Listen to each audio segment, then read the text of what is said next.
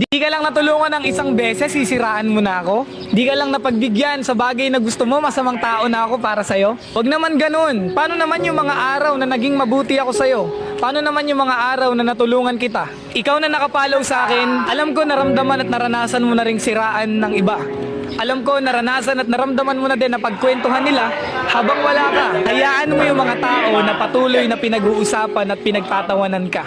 Laban ka lang palagi sa buhay. Matuto kang mawala ng paki sa kanila dahil hindi naman sila yung bumubuhay sa'yo. Higit sa lahat, yung mga pangarap mo sa buhay, ikaw at ikaw pa rin yung makakakuha niyan. Sa kabila ng pangit na ginagawa nila sa'yo, ikaw pa rin ang panalo sa dulo.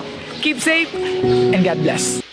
Di ka lang natulungan ng isang beses, sisiraan mo na ako? Di ka lang napagbigyan sa bagay na gusto mo, masamang tao na ako para sa'yo? Huwag naman ganun. Paano naman yung mga araw na naging mabuti ako sa'yo?